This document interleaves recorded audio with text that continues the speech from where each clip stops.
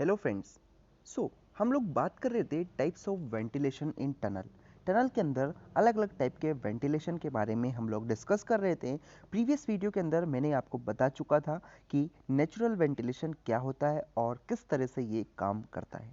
दोस्तों, आज की इस वीडियो के अंदर हम लोग सेकंड पॉइंट की तरफ मूव करेंगे, जो कि हमारा मैकेनिकल वेंटिलेशन। दोस्तों, मैकेनिकल वेंटिलेशन को डिस्कस करने से पहले मैं आपको गेट 2022 के टॉपर्स का एक इंटरव्यू का कुछ पार्ट बता देता हूं, जिससे कि आप अगर गेट की प्रिपरेशन करना चाहते हैं तो आपको अच्छे से आइडिया हो जाए क्या करना है। दोस्तों, पूरा इंटरव्यू देखने के लिए लिंक आपको डिस्क्रिप्शन में दी गई है, लेकिन फिलहाल आप इस वीडियो को ज़रूर देखें।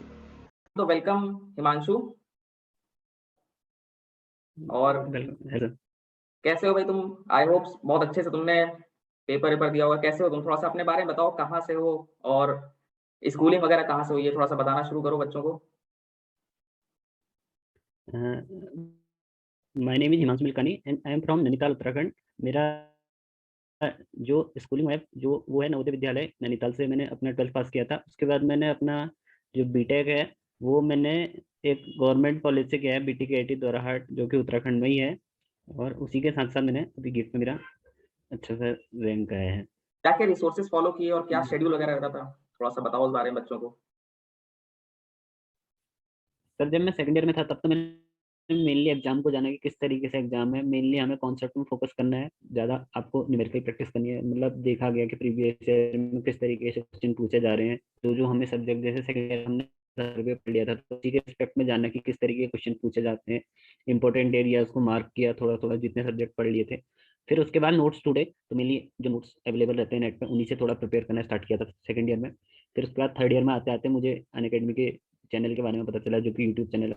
तो वहीं से मैंने टीचर्स को फॉलो करना स्टार्ट किया, जैसे कि चित्तन सर, आपको आपसे हाइड्रोलॉजी, इरिगेशन और बीएमसी और मैथ्स पढ़ी थी। बाकी क्षितिज सर से और मृगान सौरभ सर से, बाकी अभिषेक सर से और प्रांजुल सर से, सबसे फॉलो किया था। तो वहीं से मैंने अपनी जो लेक्चर मतलब प्रिपरेशन को बूस्ट वहीं से किया था। उसके बाद फाइनल ईयर पर आके मेरे को अन अकेडमी सक्सेस सब्सक्रिप्शन मिला, तो वहीं से मैंने जसपाल सर की हेल्प ली और विवेक सर की हेल्प ली और वहीं से प्रिपेयर किया। बाकी शेड्यूल की बात पाए तो शेड्यूल मेरा ऐसा रहता था कि मैं टास्क ओरिएंटेड रहता था। मैं डेली के शेड्यूल बनाता था, मॉर्निंग में उठ के टू डू लिस्ट बना ली कि मैंने ये सब्जेक्ट में इतना टॉपिक कवर करना है और इसके प्रीवियस ईयर लगाने हैं, तो उन्हीं को मैं फॉलो करता था। डेली का मेरा रूटीन लगभग 6 से 8 घंटे का रहता था। मैं मिनिमम मतलब 6 8 घंटे तो मुश्किल से कर पाता था, लेकिन 6 घंटे मेरा लगभग डेली रहता था, कंसिस्टेंट था मैं। और मैं अपना रिवीजन डेली बेसिस पर करते रहता था, वो भले ही क्वेश्चन से हो या फिर वो नोट से हो, तो मैं रिवीजन रोज करता था और बाकी लेक्चर अपने देखते रहता था। जैसे कि नाम से ही आपको क्लियर हो रहा है कि यहाँ पर मैं बोल सकता हूँ एक ऐसा टाइप का वेंटिलेशन या एक ऐसा मेथड जिसके अंदर हम मैकेनिकल डिवाइसेस का यूज़ कर रहे हैं वेंटिलेशन के लिए। तो उस मेथड को हम लोग नाम दे रहे हैं क्या? Mechanical ventilation. क्या बोला? कि एक ऐसा मेथड जिससे कि हम वेंटिलेशन प्रोवाइड कर रहे हैं, उस मेथड के अंदर अगर हम लोग कोई भी मैकेनिकल डिवाइसेस का यूज़ कर लेते हैं, जैसे कि फैन हो गया। तो फैन एक प्रकार का क्या बोल सकते हैं? मैकेनिकल डिवाइस है। उन मैकेनिकल डिवाइस का जहाँ पर भी हम लोग यूज़ करेंगे वेंटिलेशन के लिए, तो उस पर्टिकुलर टाइप के वेंटिलेशन को हम लोग मैकेनिकल वेंटिलेशन कह देंगे। ठीक है दोस्तों, यहाँ पर डेफिनेशन में आपके लिए लिख कर लाया हूँ, जिससे कि आपको कोई भी प्रॉब्लम ना हो। डेफिनेशन क्या कहती है दोस्तों? कि when the ventilation in tunnel is done with the help of mechanical devices is known as mechanical ventilation. Clear हो गया? सेकंड बात करते हैं दोस्तों कि मैकेनिकल जो वेंटिलेशन है हम लोग किस किस मेथड से कर सकते हैं। तो यहाँ पर लिखा है क्या? कि mechanical ventilation is done by any of the following methods. दोस्तों, मैकेनिकल वेंटिलेशन प्रोवाइड कराने के हमारे पास तीन तरीके हैं। तीन तरीके में से कोई सा भी तरीका आप अपना सकते हैं। अब वो तीन तरीके कौन कौन से, पहले मैं आपको वो बता देता हूँ। तो दोस्तों, जो सिस्टम ऑफ वेंटिलेशन है, या फिर मैं बोलूँ कि वो मेथड जिनकी वजह से हम लोग मैकेनिकल वेंटिलेशन अप्लाई करते हैं, वो कौन कौन से हो सकते हैं। दोस्तों, पहला जो मेथड है जो कि मैकेनिकल वेंटिलेशन में यूज़ होता है, वो है हमारा ब्लोइंग हो सकता है। सेकंड, एग्जॉस्टिंग हो सकता है। And third, combination of blowing and exhausting हो सकता है। दोस्तों, इन तीनों के बारे में हम लोग डिटेल में देखने वाले हैं कि आखिर में ब्लोइंग में क्या करते हैं, एग्जॉस्टिंग के अंदर क्या होता है, और इनकी कॉम्बिनेशन में क्या होता है, कैसे वर्क करता है, ये मैं आपको बताऊंगा। ठीक है। तो दोस्तों अभी तक मैं आपको क्या बताया, अभी तक मैं आपको बताया कि मैकेनिकल वेंटिलेशन क्या होता है और मैकेनिकल वेंटिलेशन को हम लोग किस किस मेथड से प्रोवाइड करा सकते हैं, या सिस्टम ऑफ वेंटिलेशन मैंने आपको बता दी है। अब दोस्तों सबसे पहले हम लोग बात करेंगे पहले मेथड की, जो कि मेरा क्या ब्लोइंग, कि आखिर में ब्लोइंग क्या होता है।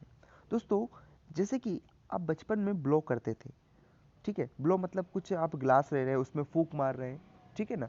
तो सिंपल सा इस चीज़ से समझना कि हम लोग क्या करते हैं, जो टनल के अंदर रहती है जहाँ पर वर्क चल रहा होता है, ठीक है, कंस्ट्रक्शन का वर्क जहाँ पर चल रहा होता है, तो हम इन्वायरमेंट से क्या करते हैं, फ्रेश एयर को वहाँ पर ब्लो करा देते हैं, ठीक है। ब्लो मतलब कि भेज देते हैं, किसकी मदद से, पाइप की मदद से। तो उस प्रोसेस को हम लोग ब्लोइंग बोल देते हैं, क्योंकि दोस्तों पाइप के अंदर हम लोग एयर कैसे ब्लो कराएंगे, वो मैकेनिकल डिवाइसेस की मदद से ब्लो कराते हैं, ठीक है। जैसे कि मैं आपको एक बार डेफिनेशन बताता हूँ, इससे और अच्छे से आपको क्लियर हो जाएगा। देखो, fresh air is blown through pipes near the working face and as it flows back to the portal through the tunnel it moves dust and gas with it. दोस्तों मान लो मैं आपको डायग्राम से बताता हूँ कि ये मेरी कोई टनल थी, ठीक है। एक टनल का एक पोर्टल ये था, एक पोर्टल ये था। मैंने यहाँ से क्या किए, एयर को ब्लो कराई, एयर यहाँ से मैं भेजी। अब ये एयर दोस्तों इस पोर्टल से रिमूव होगा, इस पोर्टल से अगर निकलेगा तो यहाँ से मैंने इसके अंदर फ्रेश एयर भेजी थी, यहाँ से इसके अंदर क्या निकल जाएगा, डस्ट निकल जाएगा, या फिर और जो भी वहाँ पर पार्टिकल्स रहेंगे वो रिमूव हो जाएंगे। तो दोस्तों ये क्या है, एक प्रकार की हमारी जो प्रोसेस है ये है ब्लोइंग प्रोसेस। अब दोस्तों ये एयर इसके अंदर जो हम लोग ब्लो करा रहे हैं, ये किसकी मदद से हम लोग कराते हैं, जो कि मैकेनिकल डिवाइसेस मेरे हो जाते हैं, ठीक है। तो मेरे ख्याल से ब्लोइंग आपको क्लियर हो गया होगा। अगर फिर भी कोई कन्फ्यूजन हो तो आप एक बार मुझे कमेंट कीजिएगा, मैं इसको और बेटर प्रैक्टिकल वे में आपको एक्सप्लेन करने की पूरी कोशिश करूँगा, ठीक है। दोस्तों सेकंड, इसी के अंदर अगर हम बात करें कि ब्लोइंग के क्या एडवांटेजेस है और क्या डिसएडवांटेजेस है, तो सबसे पहले अगर हम लोग बात करें एडवांटेजेस और डिसएडवांटेजेस की, तो ब्लोइंग का जो एडवांटेजेस है वो है क्या, कि फ्रेश एयर को सप्लाई करता है नियर द वर्किंग फेस, ठीक है। मतलब जहाँ पर हमारी लेबर्स काम कर रही है, या फिर बोल सके हम जहाँ पर जो भी ऑपरेटर्स वगैरह काम कर रहे हैं उनके पास में एक फ्रेश एयर को सप्लाई करता है कौन सा मेथड, जो है ब्लोइंग, ठीक है।